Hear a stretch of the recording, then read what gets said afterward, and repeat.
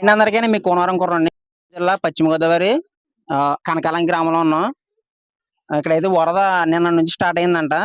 మనోళ్ళు జస్ట్ ఇన్‌స్టా‌లో ఏమంటారు వరద వచ్చిందంటే పులసలొత్తాయి, ఇయి వత్తాయి అంటారు. కానీ ఈ కష్టాలు ఎవరికీ తెలీదు. ఈళ్ళదంతా నడిచెళ్ళే మార్గం ఇది. కానీ ఇప్పుడు మొత్తం పడవలతోనే వెళ్తున్నారు.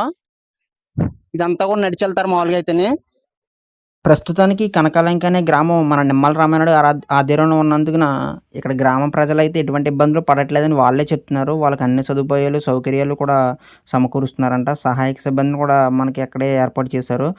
ఈ నడిచెళ్ళే మార్గమంతా మాత్రం మొత్తం వాటర్ వచ్చేసి వరద రావడం వల్ల పడవలతోనే ఈళ్ళ ప్రయాణం అనేది సాగుతుంది. చూసారు కదా! ఇంకోటేంటంటే ఈరోజు ఆదివారం రావడం వల్ల అంటే మేబీ ఈరోజు ఆదివారం కాబట్టి సండే కాబట్టి స్కూల్స్, కాలేజెస్ హాలిడే.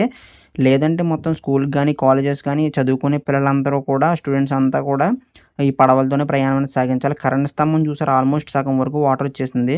మామూలుగా అయితే ఇదంతా కూడా గ్రౌండ్ కింద ఉంటది. ఇక్కడ క్రికెట్ అవి కూడా ఆడుకుంటారు అక్కడ వాళ్ళు. మొత్తం ఇక్కడ ఇంకోటేంటంటే ఈళ్ళు రైతులవి ఉంటారు కాబట్టి లంకలో ఇక్కడ పండించే కూరగాయలేంటి పితుక్కునే పాలు, ఆ గేదెల నుంచి వచ్చేవన్నీ కూడా ఈళ్ళు చాకలిపాలెం ఎళ్లి ఈళ్ళు అమ్ముకోవాలి. చూస్తున్నారు కదా! క్యాన్‌లు ఎక్కిస్తున్నారు. ఇవన్నీ చాకలిపాలెం అంటే మనకి పడవ దిగిన తర్వాత ఏటుగొట్టు అవతల ఉంటది ఆ గ్రామం. అక్కడికెళ్ళి ఈళ్ళకి ఏమన్నా కావాలన్నా కూడా అక్కడికెళ్ళే తెచ్చుకోవాలి.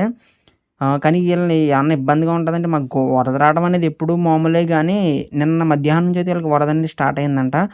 బీర తోటలు అవి వేసుకున్నారంట. అవైతే కొంచెం నష్టపోయారంట. అవన్నీ కొంచెం పోనీయంట. వంగ తోటలు అవి వేశారంట. చూస్తున్నారుగా చెట్లు కూడా ఆల్మోస్ట్ సకానికి మునిగిపోయినియి.